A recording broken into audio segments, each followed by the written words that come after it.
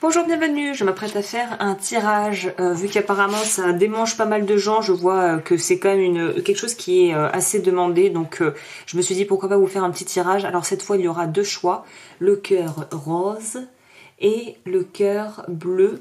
Donc si vous voulez mettre pause pour regarder, pour prendre le temps de réfléchir pour voir ce qui vous attire le plus, n'hésitez pas à mettre sur pause, n'hésitez pas évidemment à vous abonner et à liker si vous aimez ce genre de contenu. Et moi, j'ai quand même oublié un truc important, je sais pas si c'est vraiment important, mais évidemment écoutez, faites preuve de discernement et de bon sens, prenez que ce qui résonne avec vous comme toujours, hein. Donc moi je vais commencer par le cœur rose pour aller un petit peu découvrir qu'est-ce que ça vous réserve sur le plan sentimental. Alors, pour ceux qui ont choisi le cœur rose, on va aller voir ça tout de suite.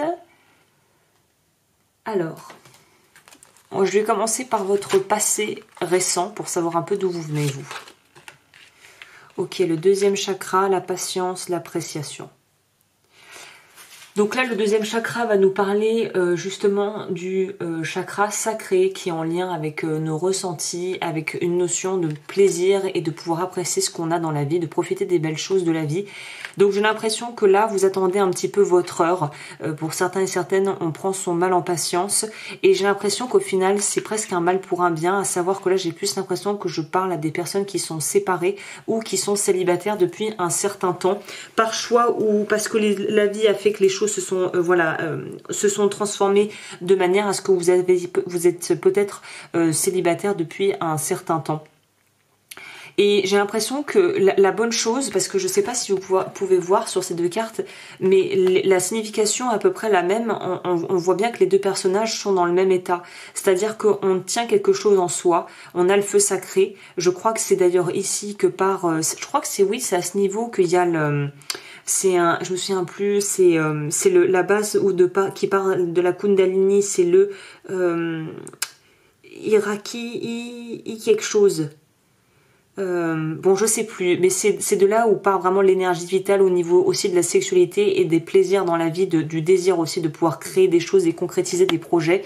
Donc c'est vraiment quelque chose qui, à mon avis, est en train de mûrir en vous. J'ai pas l'impression que cette phase justement de solitude ou de passage à une nouvelle étape soit très peinante et douloureuse pour vous, puisqu'on voit que vous profitez au maximum de ce que vous avez. Et j'ai l'impression que le printemps a été pour vous peut-être une source de régénération d'une certaine manière, ou en tout cas pour moi il y a peut-être une notion ici d'avoir dû laisser partir des gens, laisser partir des choses, pas forcément vous avez peut-être le sentiment un peu de subir, mais dans le fond vous savez que quelque chose de plus grand, il y a votre intuition vous souffle à l'oreille qu'il y a quand même quelque chose de plus grand qui vous attend derrière. Pour moi, on pourrait nous voir ici vraiment le côté quand même avec le port de tête assez altier et quelque chose où on a envie de s'honorer soi-même, de prendre du temps pour soi. Peut-être d'ailleurs que si on était dans une relation très longue, se retrouver célibataire a peut-être été un peu chamboulant au début, mais il y a des petites habitudes qu'on a prises, donc qu'on apprécie de prendre. Il y a vraiment une notion de prendre soin de soi et de passer de quelque chose de aride, de sec, où il n'y avait pas grand chose. Donc même si vous étiez avec quelqu'un, peut-être qu'il n'y avait pas vraiment de nourriture émotionnelle. Et là, on se rend compte que on va vers quelque chose de beaucoup plus luxuriant, de beaucoup plus beau.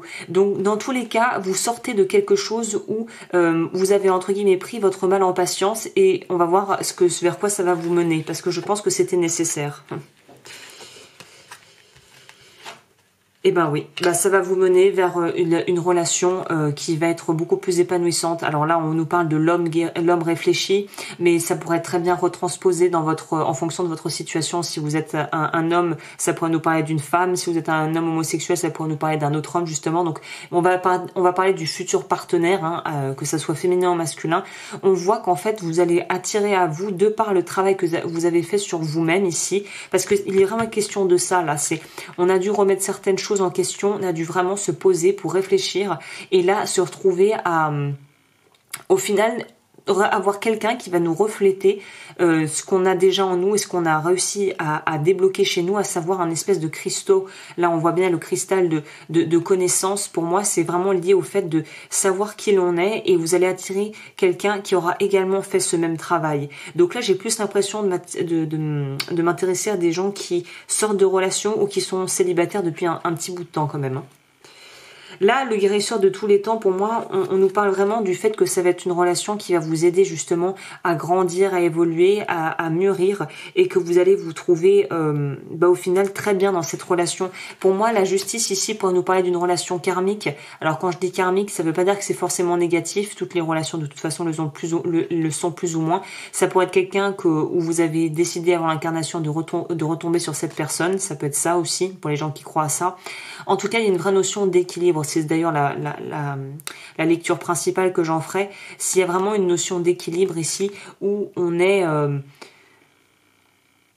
on se pose plus trop de questions, je pense que ça va être assez évident. Je pense que c'est ce genre de relation. Je ne sais pas exactement, on va voir, on pourrait peut-être creuser un peu pour voir de quelle façon vous allez rencontrer cette personne, dans quelles circonstances. Et pour moi, il y a une notion de ça sera assez limpide en fait. C'est-à-dire que vous le sentirez, vous le comprendrez assez vite. Pour moi, le guérisseur de tous les temps va vraiment nous parler d'une relation qui va vous permettre de penser vos blessures et de rééquilibrer aussi. Ça va vous apporter un équilibre supplémentaire dans votre vie où vous en sortez déjà très bien seul.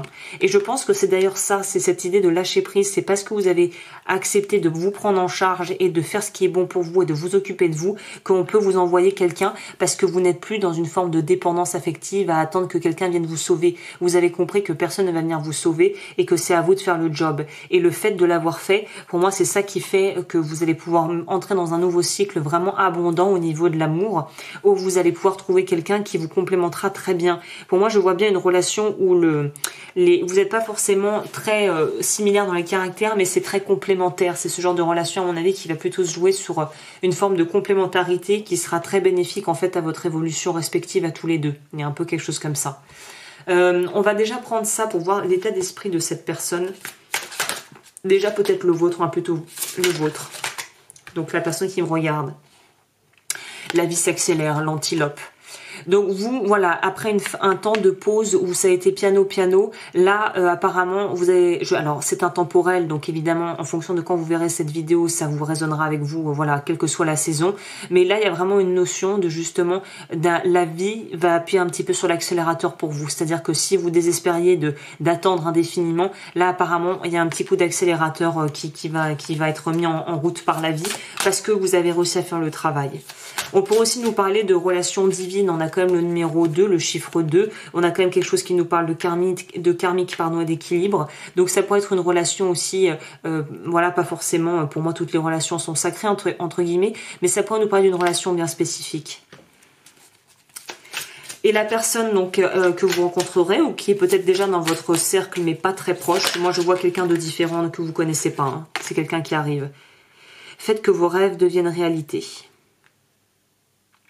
Alors lui, c'est sûrement quelqu'un d'assez créatif, cette personne, et une personne assez créative. L'araignée, malheureusement, a pas forcément très bonne réputation, mais quand on va plus s'intéresser aux animaux totems et à la... vraiment à l'aspect plus, on va dire, archétypal, l'araignée va nous parler de pouvoir justement avoir c'est un peu comme elle tisse plein de petits fils, elle a plein de cordes à son arc. Donc pour moi, ça va être une personne qui va être douée dans plusieurs domaines, mais je le vois principalement, ou je la vois si c'est une femme, principalement évoluer dans un domaine artistique. C'est quelqu'un qui a une vraie créativité, et pour moi, c'est quand même un domaine qui sera artistique, hein. Je vais prendre le livret, je suis curieuse, je viens d'avoir, c'est la première fois que j'utilise ce deck. On va voir qu'est-ce qu'il dit sur l'araignée quand même pour compléter.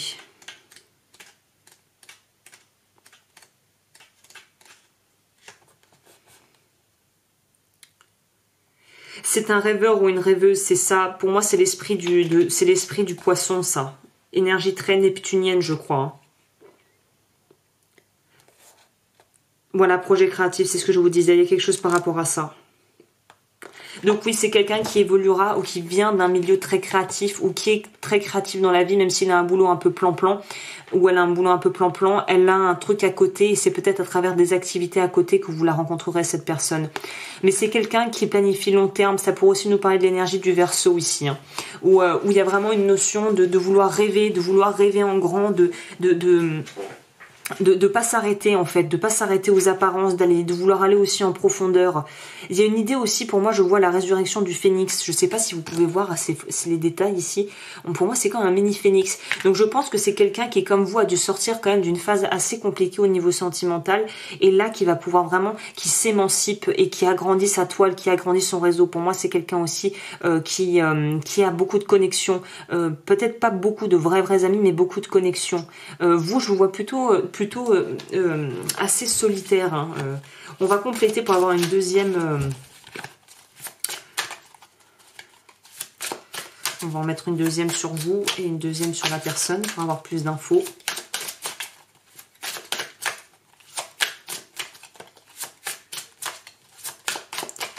Alors pour la personne qui regarde et pour la personne d'en face. Ouais, c'est ce que je vous dis. Vous, c'est plutôt lent, c'est plutôt mesuré, c'est plutôt solitaire. Travaille et fait les choses plutôt en solitaire. Là, faites une pause. J'ai l'impression que c'est marrant qu'on ait les deux opposés. On a les deux opposés. On a l'esprit s'accélère et on a à côté faites une pause.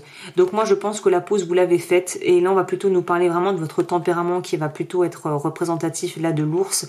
C'est protecteur, avance lentement mais sûrement. Et là, en fait, vous allez être poussé à devoir être un peu sortir de vos retranchements pour aller vers quelque chose de différent. Donc ça va peut-être être un peu perturbant, mais pour le mieux au final. Hein. L'esprit, ah voilà, l'esprit de la grenouille. Donc la personne en face, c'est quelqu'un qui est un peu plus, qui est très dissipé. C'est quelqu'un qui avance à 50 000 à l'heure, qui a plein de projets, qui veut gérer tout plein de choses en même temps. Et à mon avis, qui a plusieurs projets créatifs. C'est quelqu'un qui fait beaucoup au niveau professionnel ou en tout cas qui bouge beaucoup. Mais pour moi, c'est bouger physiquement. C'est quelqu'un qui voyage, qui aimait bien voyager et qui a dû peut-être vraiment empâtir là de tout ce qu'on a vécu au niveau mondial à l'heure où j'enregistre. Donc voilà, c'est quelqu'un qui est en train de se dépatouiller de situations peut-être qui ont été un peu toxiques, qui est en train de se recentrer, d'apprendre à vraiment canaliser les projets pour plus partir dans tous les sens en fait. Voilà. Bah écoutez, qu'est-ce que je peux vous dire pour finir? On a quoi comme, on va finir vers quoi cette relation mène? Qu'est-ce qui va représenter cette relation? L'esprit a un projet, le koala, et l'esprit du colibri. Donc je pense vraiment que c'est quelqu'un que vous allez rencontrer où on va pouvoir aller, on va pouvoir se projeter sur du long terme. Je pense que c'est quelqu'un avec qui vous pourrez vraiment construire quelque chose de manière très réfléchie. Et je pense que votre stabilité va pouvoir équilibrer l'espèce d'oisiveté et de sentiment de liberté qu'a la personne en face. Donc ça va être une relation très complémentaire. Le colibri, pour moi, ça veut dire que ce que ça représente pour moi aussi l'animal, c'est de se dire que la vie est quand même est assez fragile, et le colibri, je crois que c'est le plus petit oiseau du monde, donc il y a une idée de voir le potentiel et le pouvoir même dans les petites choses. Donc pour moi c'est vraiment quelque chose qui va peut-être une rencontre qui de prime abord ne va pas vous paraître comme étant quelque chose qui pourra aboutir sur quelque chose de long terme, mais au final, au fil du temps, vous allez peut-être vous rendre compte que si en fait c'est tout à fait viable et que vous allez vous sentir très équilibré avec cette personne. Voilà, bah écoutez, j'espère que ça vous a plu, n'hésitez pas à liker et à vous abonner, et je vous retrouve très vite pour de nouvelles vidéos. Et si vous voulez un accompagnement personnalisé, n'hésitez pas à me contacter, mes coordonnées sont en barre d'informations.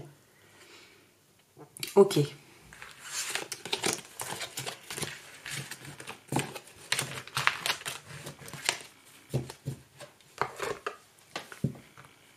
Pour les personnes qui ont choisi le dé bleu. Alors, d'où vous venez déjà? On va aller chercher un peu comprendre. Ok.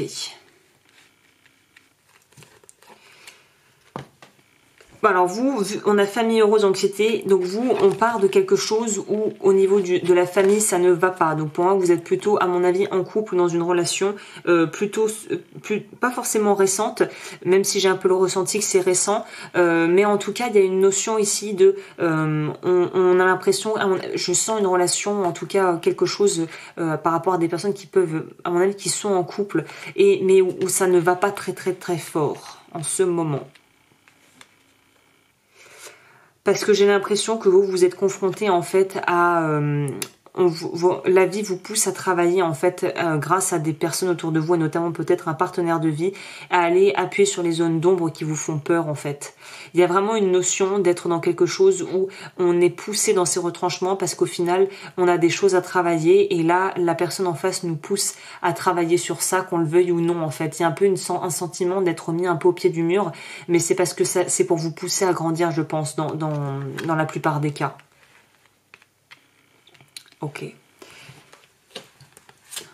La personne en face. Non, c'était l'avenir, je sais plus.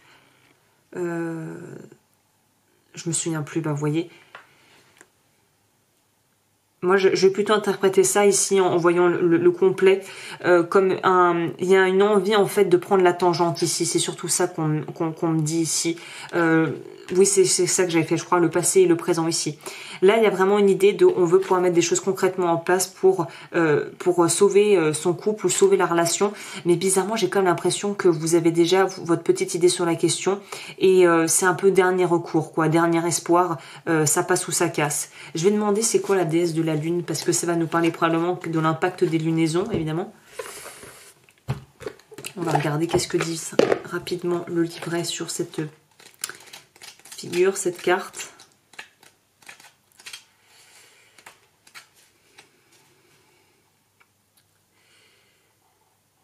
Ah voilà, c'est lié à l'intuition en fait. Ok.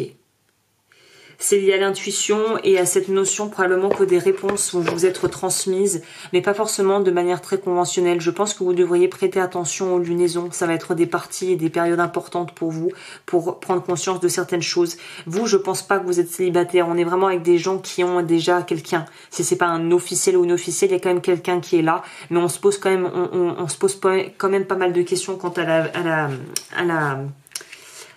l'engagement et surtout au sérieux de cette personne. Il y a quelque chose qui part en cacahuète ici. On va quand même compléter un petit peu plus pour avoir une troisième ligne pour vous, pour la situation là. Oh là là, j'ai brassé ça. Est-ce que je pourrais avoir là l'évolution? Ça mène sur quoi? Ça débouche sur quoi là?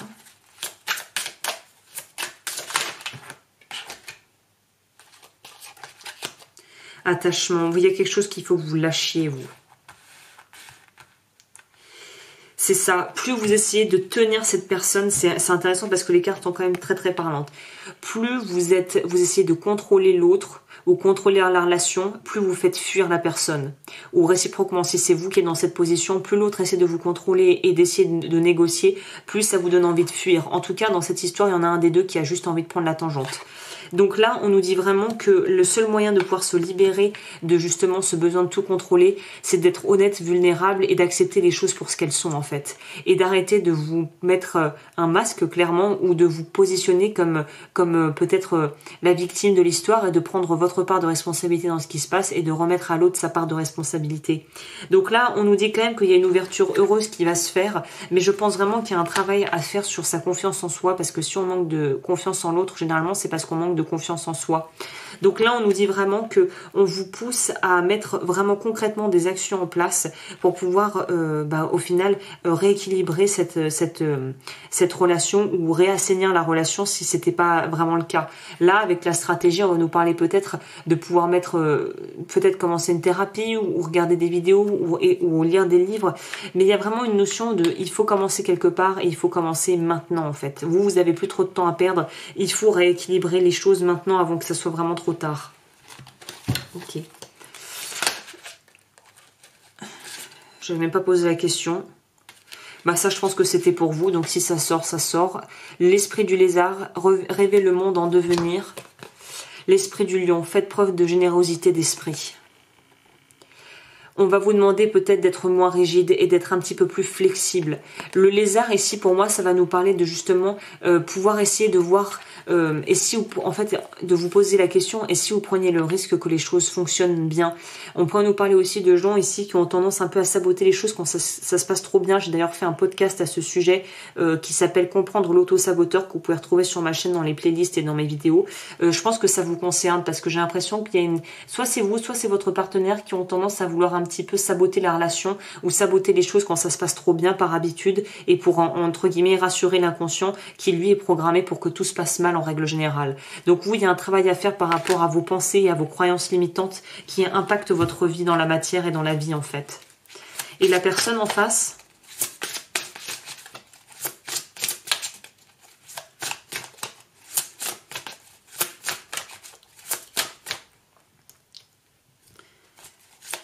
Et la personne en face, trop de cartes.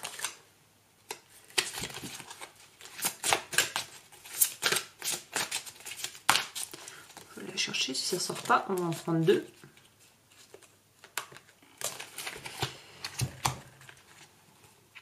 L'esprit du bison.